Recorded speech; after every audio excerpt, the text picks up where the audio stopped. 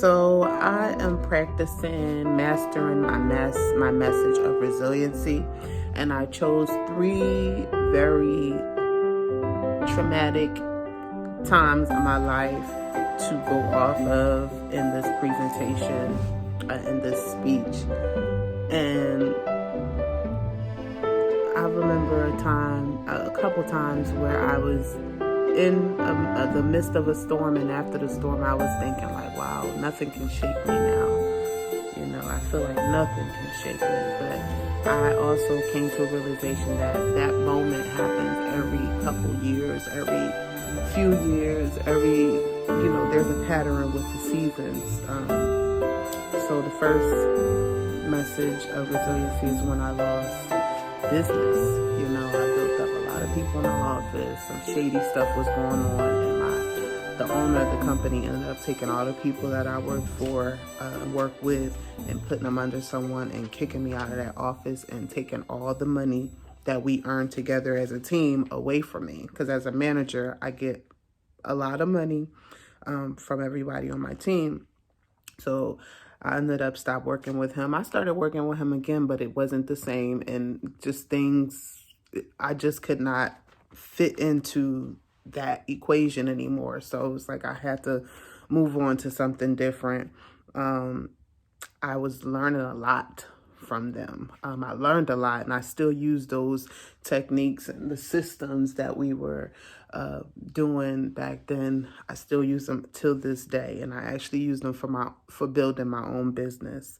My mother's ascension back in 2016, this was a year after I went through, a little bit less than a year after I went through what I went through with these people at that organization. It was literally a year later, honestly. It happened in July. My mom passed away in July as well. So I'm going to say a little before or after a year. It was crazy because we didn't expect her to die. My sister called me, and my brother was living with me. I was living with my boyfriend. We were driving. It was like around 3 something in the morning. And by the time we got to my sister's house, we already seen the ambulance blocking off the block. So we kind of knew, something wasn't right. Something wasn't normal. But we still didn't think my mom died. As we were walking in the house, the people called her death. It was 3:17 a.m. when they called it. I think we were walking in like literally the next minute after they called her death. So I was able to see her laid out on the floor. I was able to give her warm body a nice hug. I just kept hugging her. And eventually I seen like the saliva come out the side of her mouth, and I knew like my mom was gone. They did everything they could do. And I still had like regrets, of course, like, I should have tried to do CPR myself, instead of going off what they said they did. But that was something that I looked at as a big motivation to live in my life, how the Lord wants me to live my life, because I don't want to leave how my mom left. Like, she left a lot of things undone. We was not ready for her to go. She was very young. She was only 55 years old. So it taught me that, everything she taught me, it does not go in vain. I've always honored my mom in little ways that I could. The next turmoil in my life happened when my son was legally kidnapped. They victimized me through the system. I was a victim of DV, and I called the police on the person who put their foot in my neck and on my face with their work boots. They're steel-toe work boots. And it was 5 weeks after I gave birth to my son. He was sleeping on the bed, and we got into an altercation where I fell to the floor, and he put his foot in my neck. He choked me, of course, and I called the cops. The situation happened so stupendously. It was very, stupid. It was very stupid, very petty, and the fact that I was with the older guy, it just made me think that I was with Satan himself. You would think they know a lot better. You would think they would do a lot better, being so they're a lot older, but that wasn't the case. A narcissist is a narcissist. And I learned a lot about myself in that relationship. And I was able to write my book during that relationship because I felt like I had some narcissistic ways, as well. And that's why I didn't really judge him. I didn't judge him at all. But once he put his hands on me, that's when I called the police. So I got to talk about this legal kidnapping situation because this is why I'm here today. A lot of people, let's say in particular women, because I'm a woman, I can only speak for who I am, right? And what I lived through, what I've survived through. A lot of strong Black women like myself, very articulate, could be rude at times to the outsider, but to us, we're just being real and to the point, right? We're not sugarcoating anything. And the fact that they took my son, it really upset me. And I was really expressing my fear of losing my son, for one, and my anger from them taking my son and lying that I would refuse a safety plan. Just certain things that they was able to say, and they got away with saying it in court in the face of law, in the face of the justice. Without no validation, no proof, or no nothing. But when I bring the proof to the judge don't look at what I'm saying because I didn't pay all these thousands of dollars for an attorney. So it turned out very, very abusive in those courts over me calling the police. This is why I'm like, ladies, don't call the cops unless I wouldn't even call the cops. I'd call a family member before I call a cop, because I feel like they're not for us. I feel like they're more so for whatever they can get. I'm not really with all the third party interferences from the government. Okay, let's just say that. But I do know that if you don't have family or if you don't have nobody around, like I didn't have anybody around. I was living in California and I don't have no family out there. No, the ones that I did have, I don't call them family. There was an opportunity for them to help me and they bailed out. So I don't even consider them family, especially that this was a child that was involved. I really don't consider these people my family. I wish them the best. I pray that they go on and do great things for the Lord, but I don't consider them my family. It was so, I called the police because I needed at least evidence that the situations were occurring. And the only way, I never told my sisters or my family about anything that I was going through with the father of my child because I didn't want them to judge and I didn't want them to snap out and get into trouble themselves. That's why I don't tell my family stuff. I don't want anything to happen to them on account of me telling them something. So I always make sure I protected them with that, not just me protecting myself. Because if I was protecting myself, baby, I wouldn't have cared about what would have happened to them. But I love my family and I want nothing to happen to them, especially on the strength of me. Like, I don't want that guilt or that conscience.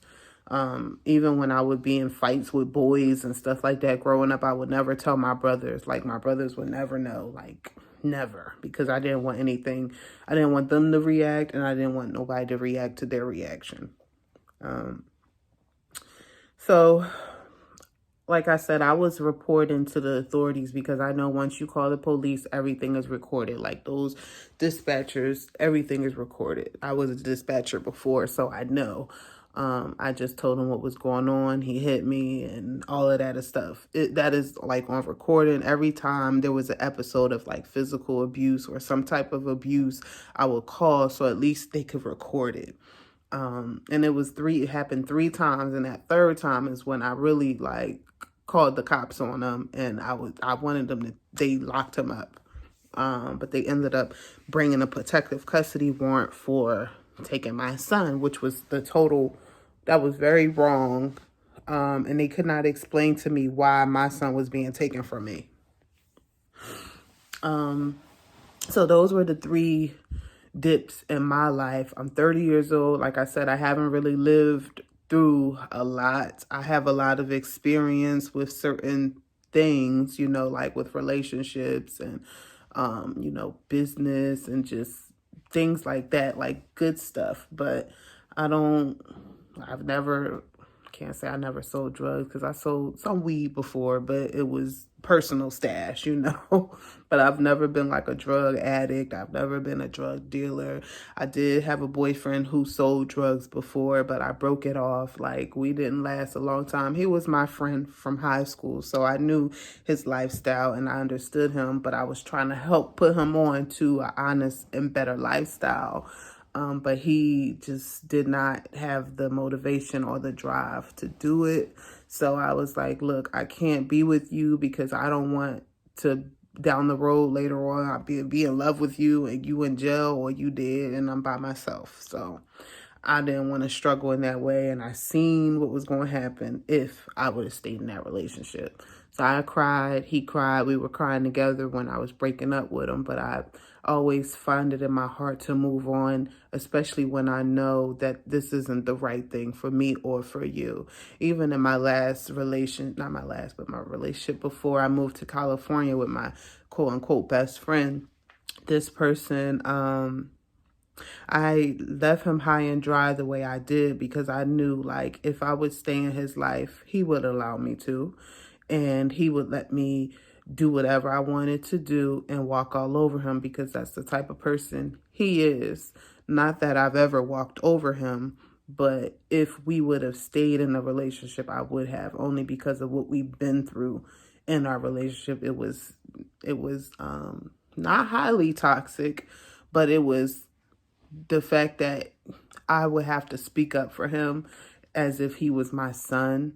It was the fact that I would have to take over and do things for him as if he was my son. It was like a mother-son relationship. And people really did think I was this boy's mom. Like, they thought I looked older and he looked younger, and he was like very immature, very loud, and like, I mean, he was funny, but they knew that we didn't go together in that way. Like, people knew because they will always say, like, is that your son? Is this your son? Or is that your mom or whatever? But that was a good experience for me because I was able to learn how to maintain a healthy lifestyle by like working out and being physically active and, eating healthier foods and stuff like that, because that was our thing. Me and him went in together and made a decision to not eat meat for almost 2 years, or for the year that we were together.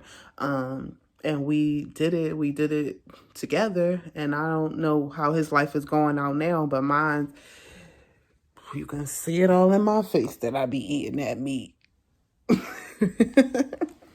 So even now, like with my husband, I'm trying to get him to train me, when we come together, but the opportunity has not presented itself yet. When I would go there to Nigeria, he would be, running with me down the street or walking with me and stuff like that. But we don't eat the right foods when I'm in Nigeria, so it's like it don't work.